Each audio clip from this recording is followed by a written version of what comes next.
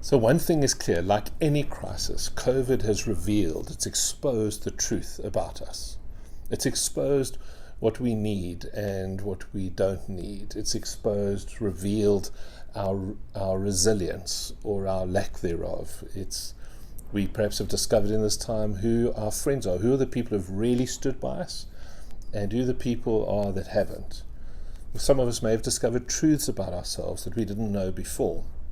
The pressure of confinement and anxiety and uncertainty has revealed some truth about our character traits. And in as much as it's been revealing across the world, COVID has also been no different for church life. It's been a revealing time for the church. On the one hand, and I really have been, I've been amazed by the faithfulness of so many of God's people. I mean, it's amazing. Maybe you need to think about it for a minute. It's amazing that the church has survived over all this time. If you had asked me right at the beginning of lockdown, how long do you think the church can survive without people coming, I would say at the most 3 months. But here we are 18 months later and the church still goes on, and it goes on. I was talking to a colleague the other day and we were saying, why do you think it is that God's people have been so faithful? How is it that the church still goes on? That I know the church has taken a knock and some churches have had to close down, but on the whole, the church across the world has survived. And we're going, why is this the case? And in our conversation, we said it really boils down to two things. It can only be two things. The one is that this time has revealed that within the life of the church, that God's people have a deep, deep love for God, that even a pandemic cannot affect, that they have remained faithful to the Lord. It's a wonderful thing. And the second part of it was they have not only remained faithful to God, but they've remained faithful to God's people. And it's that dual faithfulness that has kept the church alive in these strange and unusual times. And yet, despite that, and it's nothing short of a miracle, despite that miraculous sustenance that the faithfulness of God and the faithfulness of God's people has ensured, amidst all of that, we've also witnessed a surprising reluctance on many of God's people, and I'm not just talking about our church, I'm talking across the world, a reluctance on the part of God's people to return to worship, to come back together like we used to about 2 years ago. Yeah, some of us thought that when the doors opened, that people would just like come rushing back like thirsty people looking for water. But they didn't. They didn't. And their reluctance to return, it's now clear, isn't just a matter of safety. Because we know some of the people who gladly go shopping, go to restaurants and pubs, play golf with friends, go on holiday, have dinners and braais, those same people are people who still don't come to worship. And we have to ask ourselves, I wonder why. I think for us to go ahead, we've got to ask ourselves the question, I wonder why. I think there are three possible reasons. I don't know that they're the only reasons, but I think these are three possible reasons. I've clumped them together in three big groups. The one is the word laziness. It's not my word, that's the word that people have used about themselves when they speak to me. I think people will say, we've fallen out of the habit, we've fallen out of the discipline of coming to church, so we're just lazy. Others have spoken of how they've grown accustomed to the convenience of online worship. And you can understand, I mean, who wouldn't? You get church when you want it, and you get church where you want it, and sometimes that means in bed. It's quicker, it's easier. And I imagine if I was in your shoes, the best thing about online worship is if the sermon's boring, you can just turn the oak off, just shut it down. Much more convenient. I think the other reason, other than laziness, I think another reason is that people have made discoveries in this time. I think people have discovered, those people who have been doing this thing for years, have discovered, they didn't know they could, but they've discovered that they can survive without the church for quite a while. They wouldn't have chosen to, but now that they have, they kind of go, wow, we've been okay without the church. And for some people, I think they've gone, well, this is quite invigorating. We quite enjoyed the break, Breaks are good as a holiday.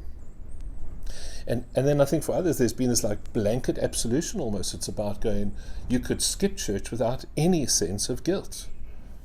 And you discovered, on top of that, you discovered that if you don't go to church, God still loves you, that's wonderful. You haven't been zapped by lightning.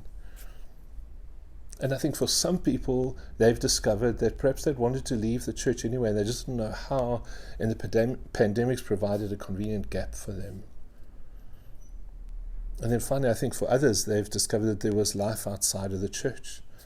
There's this famous phrase about being spiritual but not religious, and I think for some people, this time has made them say, I don't know that I need the church anymore. I can still have a relationship with God without God's people.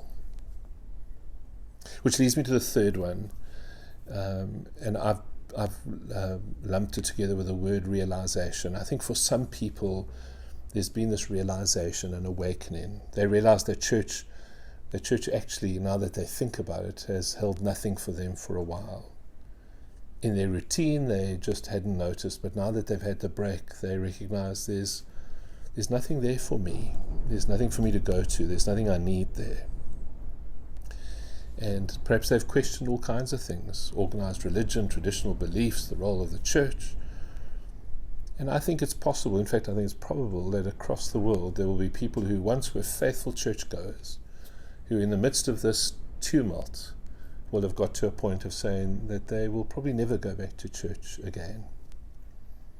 And this is no small thing. It's deeply significant. And I think if we're going to move ahead as the people of God, we need to think about these things. We need to ponder them. We need to ask ourselves what it means for us as the people of God, as the church community.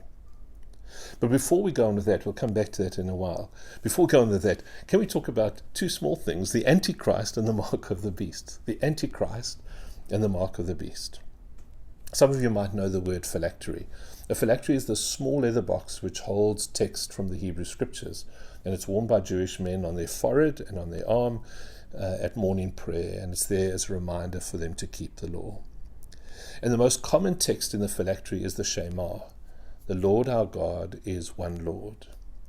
And you shall love the Lord your God with all your heart, and with all your soul, and with all your might. Just listen to those words again. You shall love the Lord your God with all your heart, and with all your soul, and with all your might.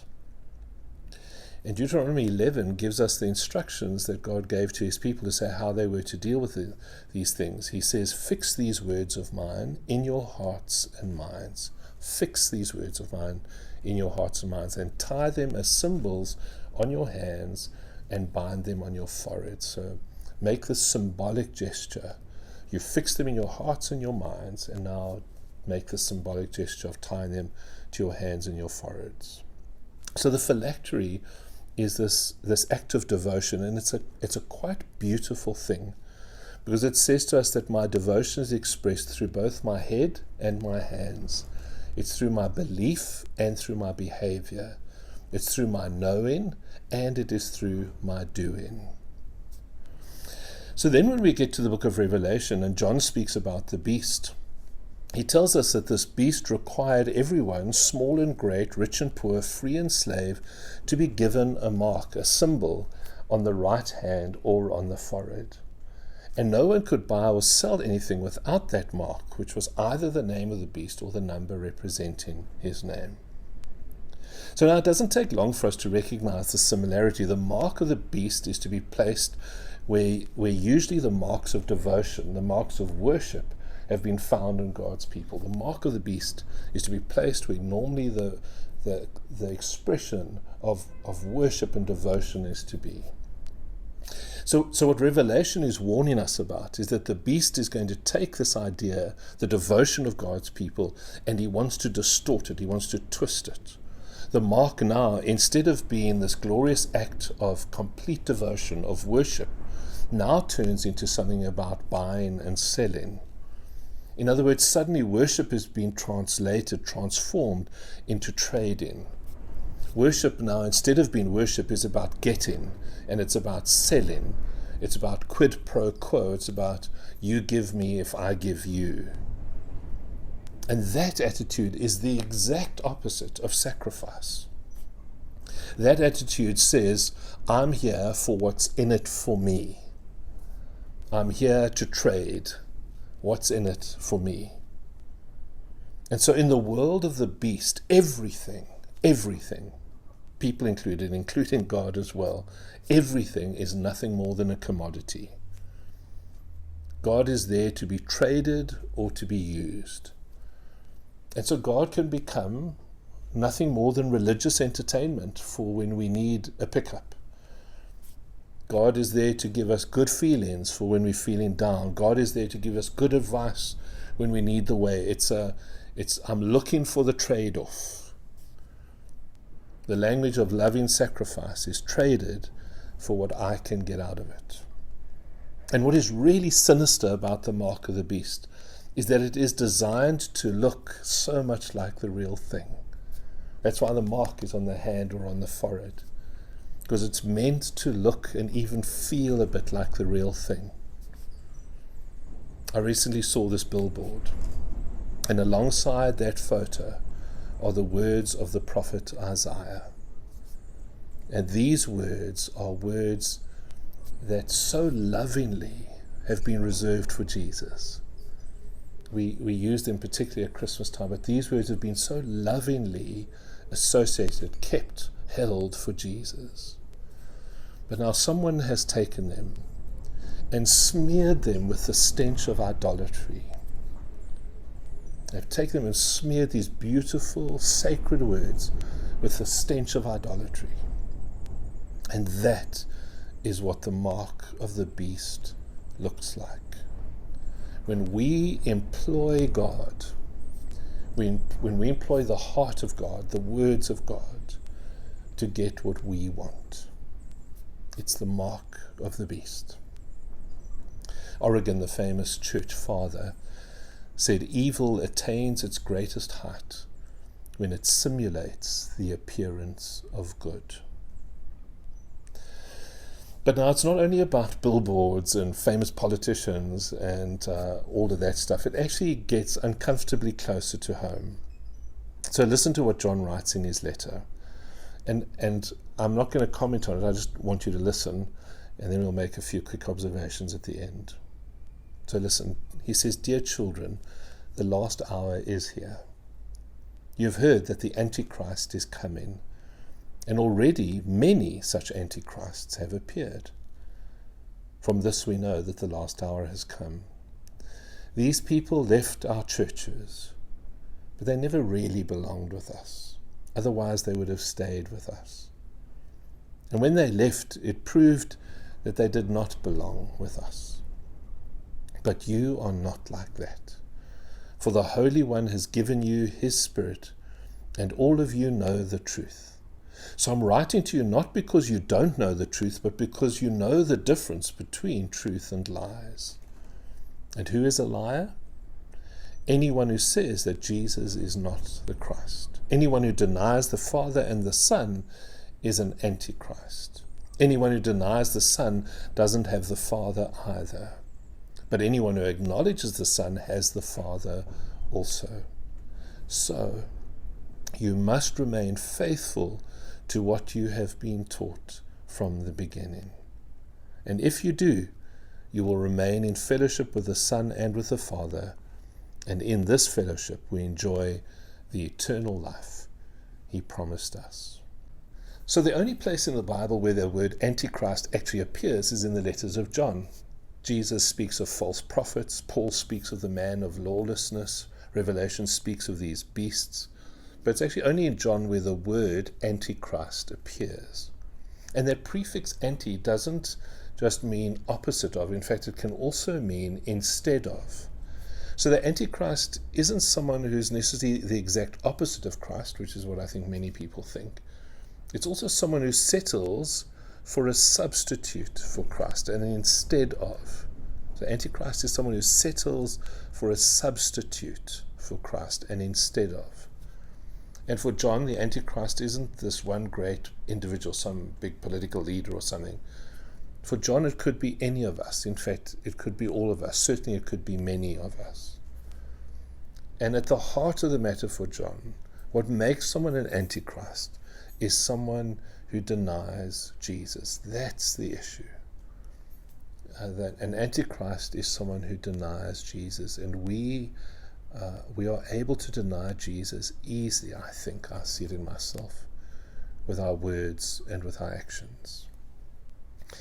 And in Revelation, John wants to warn us, the heart of his matter is that it's easy for us. That's the point of that picture in Revelation. It's easy for us to settle for the substitutes for Jesus. That's why John uses those dramatic pictures. And he reminds us that the mark of the beast looks like the act of devotion, but it actually isn't. It's the risk of substitution.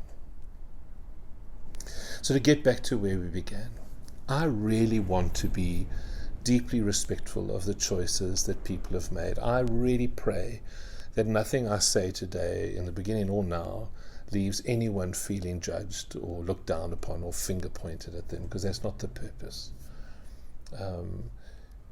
This has been a time in which the world has been turned upside down, and I think all of us have tried to do our best in these circumstances as best as we are able. And there's no doubt in my mind that the church is going to be different after this. And I think it's a good thing. I think maybe the church needed a shake-up. Maybe the church needed something to happen to it. Maybe the church needs to be different as we continue into the 21st century. I think there's lots of good that emerges here. But I think the word of the Lord that comes to us today is to say that in this tumult, in this understandable uncertainty that we've all endured, in the goodness that comes through the turning of the soil, can we be careful? Can we be cautious when we look at our own lives? Can we be careful that we don't settle for some diluted substitute, but that we make sure, like those ancient forebears of ours, that we will bind those things on our hands and on our heads, that we'll fix them in our hearts and in our minds, that we are here to love the Lord our God with all our heart and with all our souls and with all our strength, with all our might. Friends, be encouraged. May that be so for you. May it be for me. And God bless you this day.